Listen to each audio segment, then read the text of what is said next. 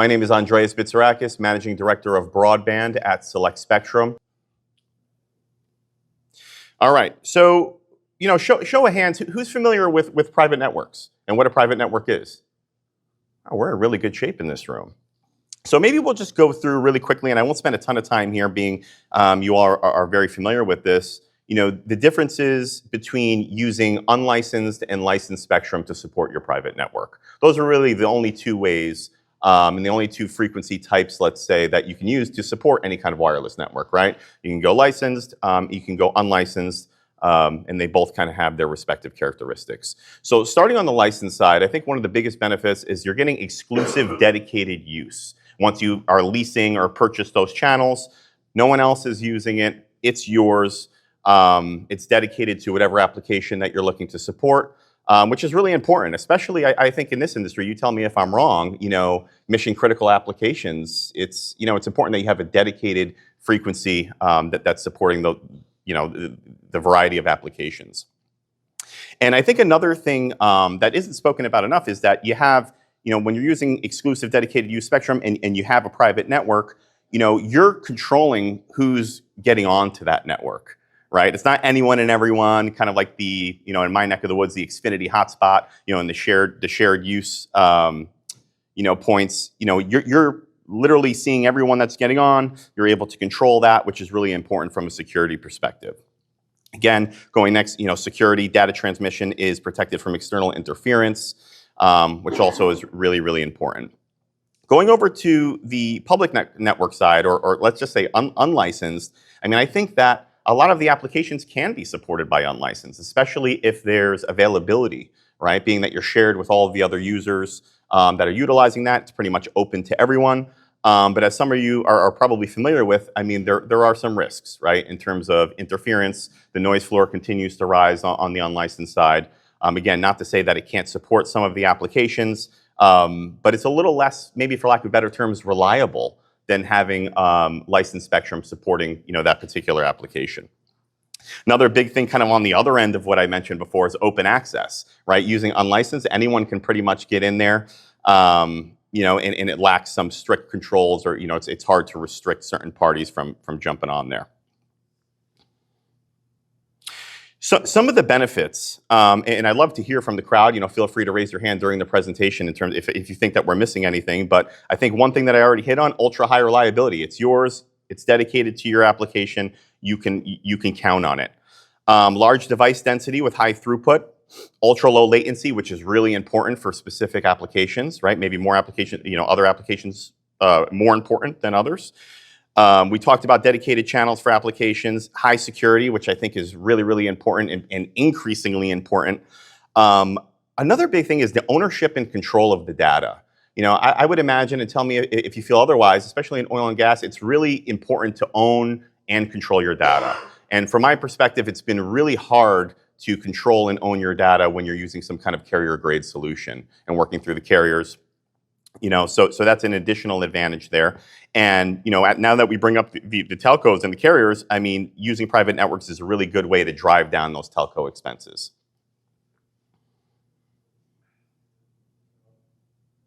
Sorry, this is my first time using a Windows computer in a long time, so I'm just making sure I got this here. So I'm not going to spend a ton of time on this because it seems like you all have a really good understanding of licensed spectrum. But how I look at it is you kind of have low band, mid band, and high band, and each have their own advantages. And we're going to kind of get into what you should be looking at when you're seeking certain spectrum to support your use cases. So starting with low band, below 1 gigahertz, with low band, you're going to get really good coverage, right? Really good coverage. You're going to need less sites, and some licenses better coverage than other, depending on kind of what band you're looking at.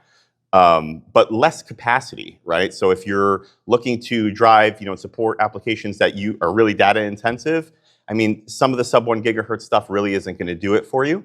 And we'll get into using things in conjunction after, but on a standalone basis, you're not going to get a ton of capacity in frequencies that are lower than 1 gigahertz. Midband, which is really, I think, has all the hype right now, and all the shine and spotlight is on midband as of 2024, typically between 1 and 6 gigahertz. And this is kind of that Goldilocks, right? It's the perfect blend of coverage and capacity. And a few bands we'll talk about in the midband here a little further in the presentation. High band above 6 gigahertz, and then millimeter wave, which is, at or above 24 gigahertz. I haven't seen a ton of applications supported by millimeter wave in oil and gas, although I don't know everything, and I'm sure that some are going on. But in my opinion, I believe that millimeter wave actually can be used in a contained environment where you need high capacity, some really high def video or something of that nature, or connecting devices. Again, it's not going to propagate as well. So kind of the opposite of the low band stuff. You can drive a ton of capacity, and we'll look at some of the channel sizes a little further in the presentation, but it's not going to go really far, right? So you shouldn't be looking at millimeter wave to satisfy your coverage requirements. But again, using things in conjunction, which is a point that I'll make in a little bit, could be a good opportunity. Now, a couple other things when I look at the midband, again, that kind of is the best of both worlds, for lack of better terms. There are some characteristics depending on where you're looking in the midband. So the lower midband, typically between 1 and 2 gigahertz, smaller channel sizes, a little thinner, but propagates a little bit better than options that are in the upper midband. In the upper midband, you have larger, wider blocks of spectrum, contiguous blocks of spectrum, but it's going to propagate a little worse than something in the lower midband. A few good examples of spectrum in the upper midband would be, band 41, which is 2.5 gigahertz, which, as you're probably familiar with, T-Mobile uses to support their mobility as well as their new fixed wireless access product. CBRS, Citizens Broadband Radio Service. That's another option that's in the midband. It has its own caveats for those of you that are familiar with CBRS in terms of the dynamic spectrum sharing regime. It's a little different than your traditional bands, but again, would be considered in the upper midband. So, one thing about when you're looking for spectrum to support your application, I personally think that typically it becomes a little more complex and difficult than it needs to be. And I think, understanding what the best option is for your entity and your applications and what you're looking to do is actually quite simple. And it pretty much comes down to the 3 things that we're looking at on the screen.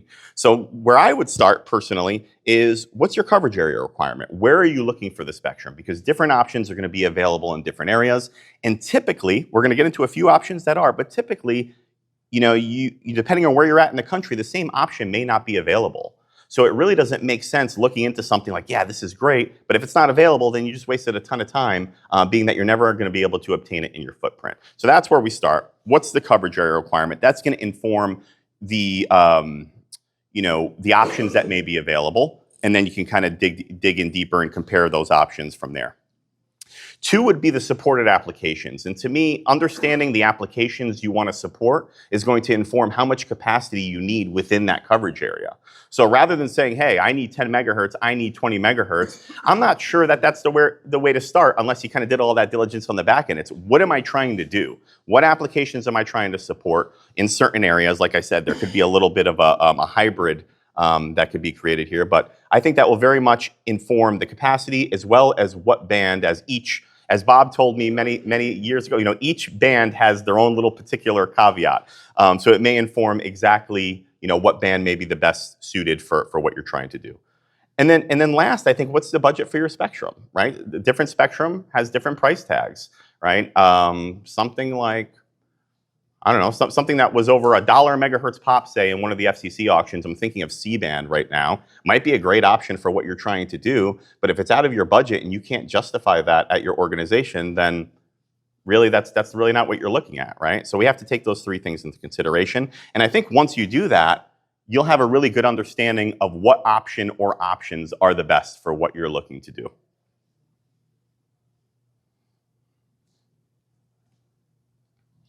All right, so what we're going to do next is we pulled a few case studies, all publicly available information that's available on the internet, and we're just going to take a few minutes to run through a few case studies in terms of oil and gas and energy entities that have utilized licensed spectrum, and also one example of an entity that used unlicensed spectrum to support their use case and their goals. So the first case study we have is TampNet's wireless broadband deployment in the Gulf of Mexico. Is anyone, out of show of hands, is everyone familiar with TampNet and what they're doing with licensed spectrum? Okay. So I think it makes sense to dive into this a little more. We just got a few hands. So really what TampNet was aiming for was broadband connectivity for workers' well-being and remote site inspection. And it doesn't really get more remote than this. Maybe a few things, but this is pretty much as remote as it gets. And what they did is they upgraded their 2G network that they were working with Ericsson on and unique IoT connectivity management platform. And the advantages of them doing this was end-to-end security, as we discussed a few slides back. They had complete control of their network and device levels, favorable cost efficiency compared to Wi-Fi, and I think better. When I think of Wi-Fi is kind of like a fan, right? In terms of coverage, when you're using licensed spectrum, it's going to be able to kind of get away around any kind of obstructions or impediments that may be in the way, which is an additional benefit.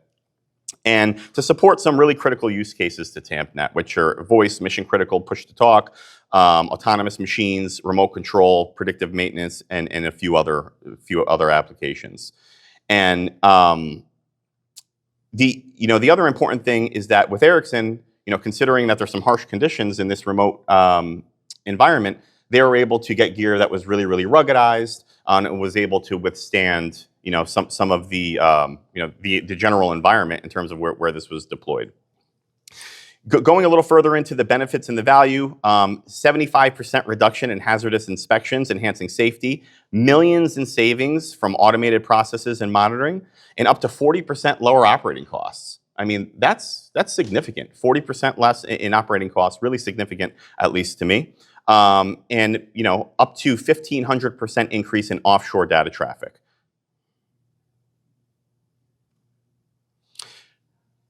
Next, we're going to look at CBRS private LTE for refinery safety. And the application is mission critical connectivity, of course. Anyone familiar with PK Solutions? This is a good one then.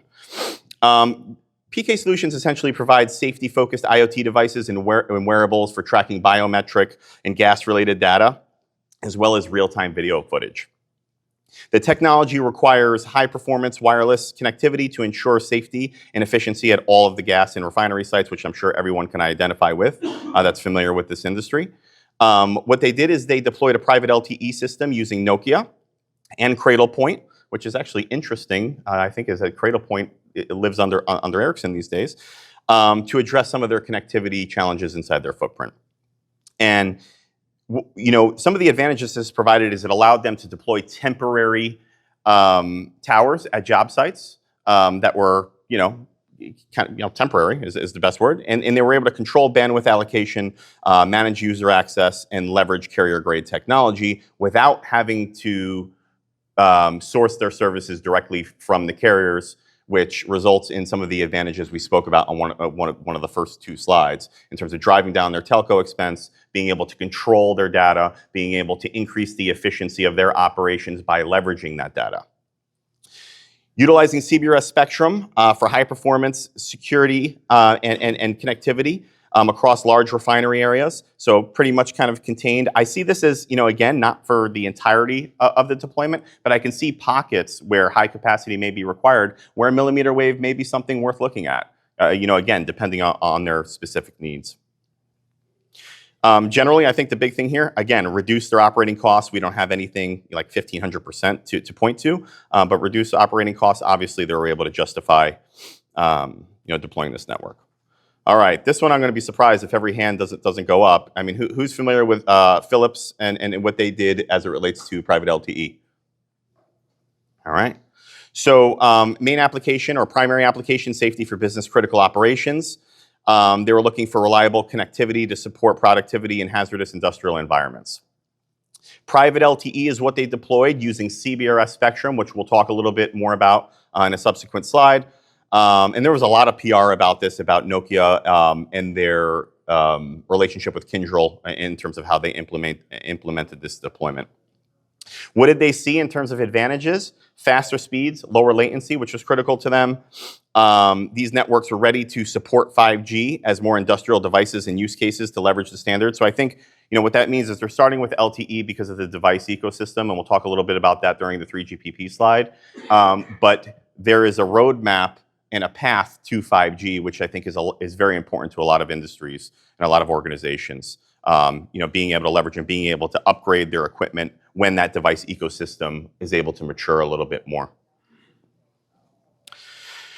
All right, so Kyndryl integrated the private LTE network with operational technology on factory floors and outdoor environments. So for those of you that are familiar with CBRS, we're basically talking about Cat A and Cat P deployments here.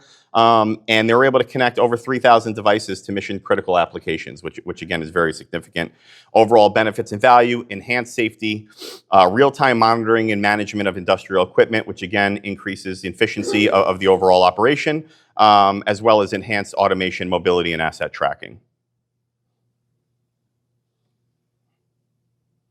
All right, this is the last one here, and this is the only example that we're talking about that leveraged unlicensed spectrum to support their goals. So the application that Shell was driving at, pipeline surveillance and wellhead monitoring. They saw cost-effective remote monitoring of their pipeline and wellhead operations, and they used 2.4 gigahertz in this space. Is everyone, by show of hands, is everyone familiar with 2.4 gigahertz unlicensed? Thought so. And some advantages in this case, their ability to cover some difficult terrain and areas that had a lack of connectivity, which is, the big goal. Really good performance. And the benefits, over $1 million in savings, although I'm not sure exactly over what period of time.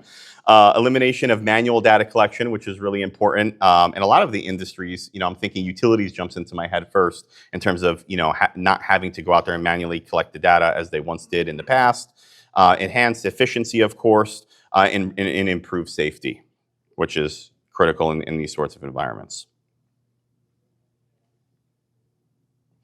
All right, so this one here, this slide, I would really appreciate the input of the crowd if there's anything that we're missing. But here's kind of what we're looking at in terms of the primary applications for oil and gas. We'll roll through these, and then I'd be interested to know if anyone in the crowd thinks that we're missing anything here, something really important that we don't have. So remote monitoring and control, we just spoke about through the variety of case studies that we just discussed. Safety and security, huge. Data collection and analysis and all the benefits with being able to own, control, and analyze that data. Mobile workforce connectivity in a lot of these areas, as you're probably familiar with. Carrier grade networks, there's a lack of connectivity. So being able to stand that up to make sure that your workforce is connected and safe. Environmental monitoring, supply chain management, and emergency response. Being able to connect to all of that workforce like this, to make sure that you're mitigating, if necessary, any kind of evacuation or a rescue type of situation. Anything here that you think that we're missing here that's critical in the oil and gas space? Or do you think that this pretty much covers it? I'm sure there are more, but in terms of primary applications, does it look pretty good? Okay, great. All right, I'm a big hand guy, like I told you. I'm sure it's getting annoying by now, but who's familiar with 3GPP and the benefits of it? All right, we got enough hands. Obviously, when I think about CBRS especially, you can go with a 3GPP standardized solution. There's also a lot of proprietary stuff out there too, which has its own advantages. So on the proprietary side, things that come to mind are groups new to the, I guess, being commercial in the industry, something like Tarana or someone like Cambium with their proprietary solutions. Again, they have their own advantages.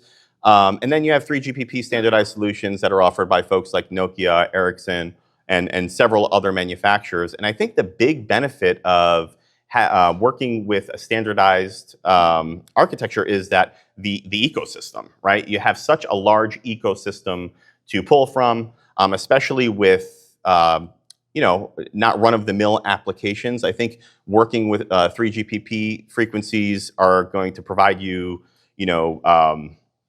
well-connected, more devices that are specific to your particular industry, which is really important. And also be able to support the evolution of those industries. At one point in time, something new is going to come out, or you're going to need something else, and being able for that technology to evolve, I think it's much easier in the 3GPP environment rather than going with something proprietary where you're kind of just stuck with whatever that proprietary solution may be. with 3GPP, another big thing is, I think, bolt-ons, right? Again, being able to call on different manufacturers that have these really niche, this niche technology, and being able to bolt that on to what you guys are already doing, I think is really, really important in terms of expanding what you're doing and expanding what you're supporting with licensed or unlicensed, for that matter, frequency.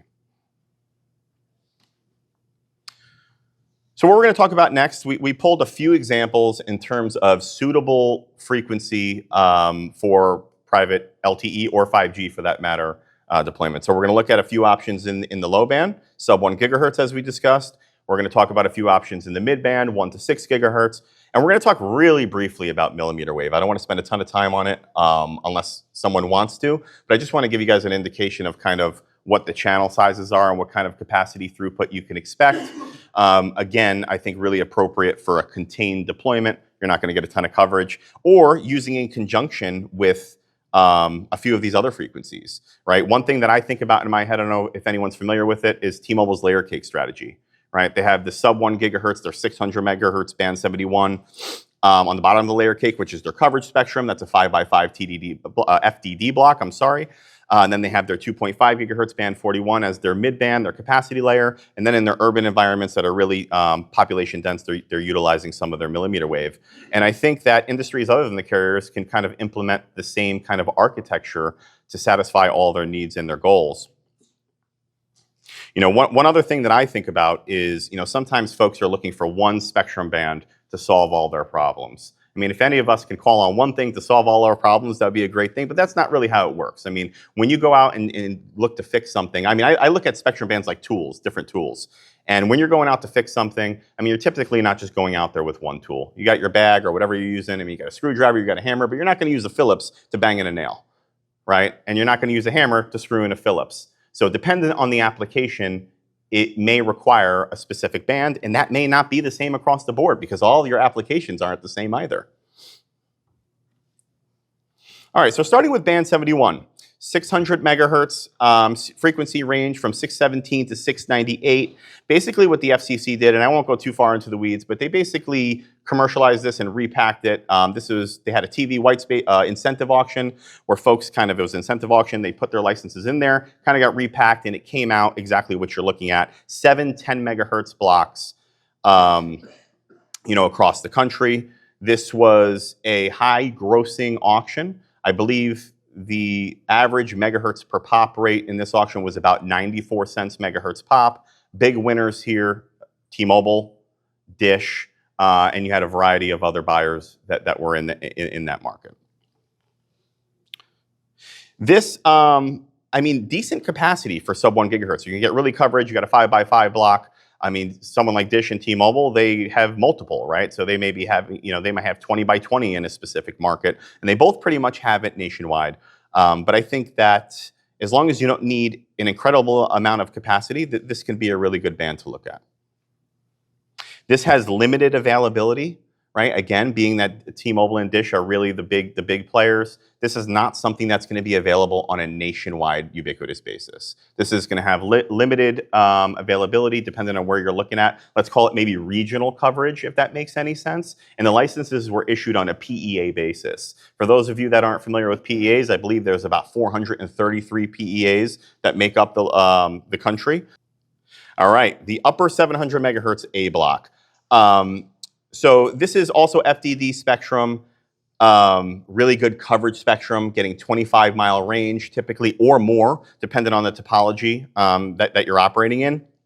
And I'm sure everyone's familiar with Verizon, everyone's familiar with FirstNet. This spectrum, also known as band 103, is situated right between Verizon and FirstNet.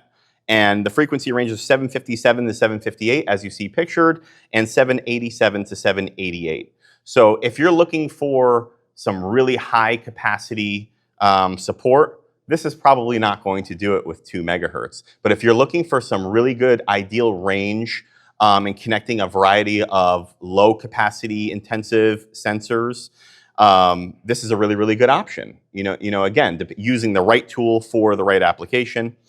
So again, really good range, don't need a ton of sites, you're gonna get really good coverage. A little limited on the capacity, but maybe if the sensors that you're using don't need a ton of capacity, then that's okay.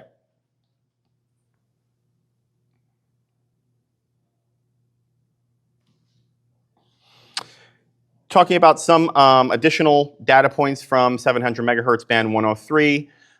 Like I just mentioned, standardized by 3GPP as band 103, long range up to 25 miles or more, I think, depending on the topology. I mean, I think down in Texas, especially where a lot of the oil and gas operations, I mean, the topology is quite possibly more ideal than anywhere else that I can think in the country. You know, you're not going through a ton of, you know, trees or tall trees or anything like that. So, you know, generally you should get the best range possible regardless of what band that you're looking at. One of the other big benefits, I think, of narrowband IoT and band 103 is low-cost devices and those devices having extremely long battery life and being able to, you know, support, say, thousands of devices at a relatively low cost. And again, that are kind of good out there in the field for a long period of time. Chipsets, projected costs at or less than $10, which again, really, really economical. And band 103 is supported by a really healthy and robust global ecosystem. You know, this one point that's also worth mentioning is, you know, you're going to get deep indoor penetration with this, you know, aside from the long range, you know, which again, if you have the right application, this could be a really, really good fit. So one really quick case study or example in terms of an entity that's utilizing, purchased band 103 and is utilizing it to support mission critical data application is Enterprise Products. Show of hands, who's familiar with Enterprise? So Enterprise purchased this in a portion of Texas and New Mexico. And effectively is critical to monitoring and controlling the pipeline transportation of oil and gas. So again, doesn't need a ton of capacity. The spectrum is coverage, provides awesome coverage over the desired areas and provided significant benefits to Enterprise in this case. All right. Next one we're going to talk about, well, one other thing actually on 700 megahertz is it is widely available. It's not available everywhere, so especially where Enterprise Products purchase the spectrum, it's not going to be available there, that the product's already off the shelf, but it is available in large portions of the country. So anyone that's interested in understanding what the general availability is, we're happy to help you out with that. Band 54. Anyone heard of Band 54? I'm going to be surprised to see, oh, I see one hand back there. All right, so Band 54 recently standardized 4G about 2 years ago, or at the top of about 2 years ago, and standardized through 3GPP for 5G about 1 year ago. Frequency is 1670 to 75. And we believe that this is a really, really good fit for industrial applications, especially because of the TDD nature of the frequency. So, you know, different than commercial operators, I mean, you know, utilities, oil and gas, you might be a little bit more focused on uplink than downlink. And that's a benefit of TDD in terms of being able to tailor that uplink and downlink to, you know, advantage whatever application that you're looking to support to the highest extent. Really good power limits in this band, 2,000 watts EIRP. And it's situated here, as you see, 1670 to 75 megahertz, 5 megahertz TDD. Adjacent to that, 1675 to 1680, 1675 to 1680, there's an NPRM on an additional block of spectrum. So I guess what I'm trying to say here is this is 5 megahertz TDD that's available nationwide today, which potentially in the future could evolve to 10 megahertz TDD when the FCC, you know, gets moving on that.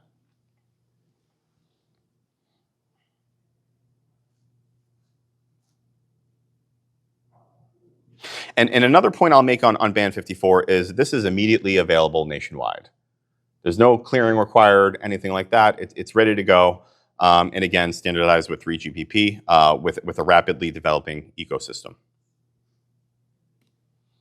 The last one here in terms of the mid-band, well, not the last one, the second to last one that I'm going to cover here in the mid-band, I'm not going to spend a ton of time on it, is Band 53. Which is socialized by a company by the name of Globalstar. So you basically have an 11.5 megahertz of TDD spectrum available in most areas in the country, but not all. So again, another potential good option depending on what you're trying to do. In comparison to something like Band 54, just to give perspective, the power limits aren't as good. So your propagation performance is going to be a little less than in terms of the coverage you're going to get from this. But for a certain application, the terrestrial S-band could be a really good option to consider further. All right, this one, talk about devices. We've got a lot of devices in this band here, just to make that clear. So CBRS, who's familiar with CBRS? Show of hands. All right, I think that's the most hands that I've seen so far. So CBRS, I don't know how, depending on how long you guys have been looking at this band, its predecessor was the NN band, and it was very different in a way. So prior to its evolution to CBRS, you basically had these NN licenses that were available 3650 to 3700. And it was effectively a nationwide license. You can put sites anywhere you'd like as long as you weren't encumbering on another site. So it was effectively shared spectrum and most similar to what GAA is today, although a little bit different. So it evolved to CBRS. The FCC held auction 105, which they issued 7 10 megahertz blocks per county across the country, which equates to a total of 22,000 total licenses. That's where my figure was coming from before. And again, those priority access licenses, those 7 licenses per county, are exclusive dedicated use. And there's a spectral aggregation limit, meaning that the FCC limits you to holding or utilizing up to 4 PALs, equating to 40 megahertz in the PAL portion of the band. Now, one thing that people don't realize is they think that 40 megahertz spectral aggregation limit goes for the entirety of the band, but that's not true. So you can use 40 megahertz of PALs, and you can also opportunistically utilize shared spectrum in the general authorized access tier, which I'll describe in a minute, in addition to that. And you can even scale that capacity. Say you need 20 megahertz today and 40 megahertz the next day. I know some operators that are utilizing the entirety of the band in their area just because there's a lack of other users, and they're using, say, up to 150 megahertz in a certain area. So going over the tier in terms of, you have dynamic spectrum sharing here regime, first time ever that I know of in terms of spectrum, which means that this was prior spectrum that were utilized by incumbents. The FCC wanted to commercialize this, so a little horse trading occurred here in terms of what they needed to do to make at least a portion of this band available for commercial use cases. So the tier 1 is incumbents, military radar systems along coastlines, and earth stations, across the country. The second tier of this band are the priority access licenses that we just described, the 7 licenses per county, dedicated exclusive use. And then the third tier is general authorized access, which basically means you can utilize that spectrum, subject to its availability, of course, but it mostly should be somewhat available, at least a portion of it, as long as you're using equipment that's Part 96 compliant. So again, incumbents, which incumbents aren't operating nonstop. I mean, there may be a DPA event or something like that when they need to utilize the spectrum, and your connectivity could be impacted potentially dependent on what's going on there. So another important thing about the CBRS band are the PALs are use it or lose it, right? So say, for example, I hold PALs in Harford County, Connecticut, and I have 4 PALs. If I'm not utilizing those PALs, then all of that 40 megahertz immediately is allocated to GAA. And it's available in the general authorized access tier for all of the shared users to take advantage of. Now, as soon as I light those 4 PALs up in an area, then it immediately gets pulled out of the general authorized access tier. So the point I'm trying to make is you may not want to always depend on the spectrum that's in the GAA tier, because you can't count on that it's going to be there forever, or for a period of time.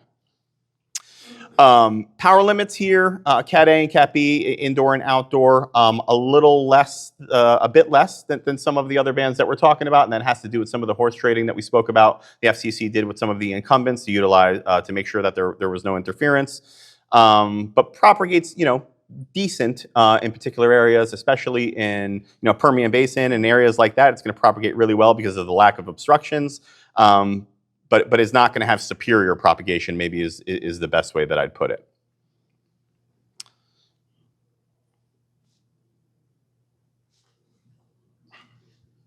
All right, we're not going to spend a ton of time here, but really what I wanted to do is give you a sense of secondary market availability. So this is pulled directly from our Spectrum Marketplace, and I'm not going to do a commercial here, but I think it's important for folks to understand, hey, what's available out there, and what may I take advantage of for things that I'm working on, whether you're a vendor or an end user operator.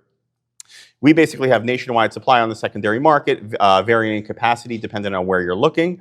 And I think another important thing about CBRS that has to be realized is that we could, not just we, but what's possible is tailoring the requested coverage area to exactly where your operations are. So the licenses were issued by the FCC on a county county size. I mean, say for example, you have a factory or a perimeter that's say 20% of a total county. We can tailor the usage area, whatever you're leasing or purchasing, to exactly where you need it. So you don't have to eat the balance of the county where you don't need it and where you don't have operations, which would result in better economics for the end user, frankly, and better economics for the license holder on the other side, because now they can monetize other portions of the county, kind of like commercial real estate, and get the highest ROI on their end. Now, doing the geographic partitions this way on a sub-county basis isn't, not to say you can't do it in other bands, but it doesn't work as well. And I think, how I look at it is one of CBRS's flaws is also its advantage for this, is that propagation performance allows for adjacent neighboring deployments within one single county without permeating into one another and causing interference.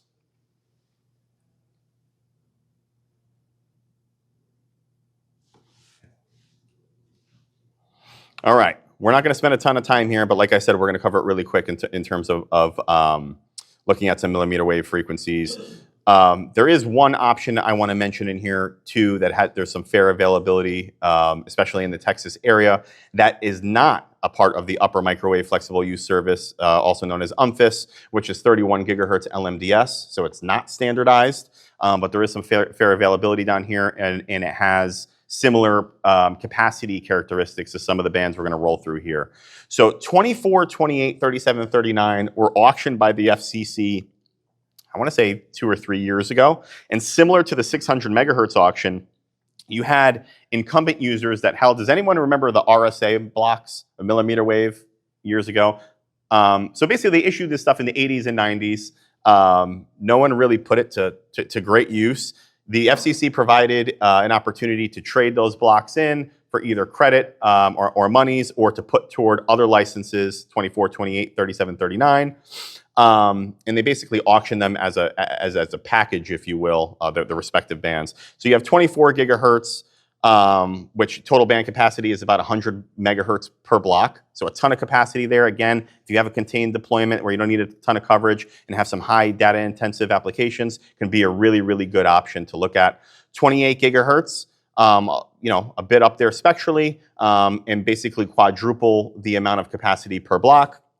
And then jumping up to 37, 39, which is a bit up there, similar to 24 gigahertz, 100 megahertz per block.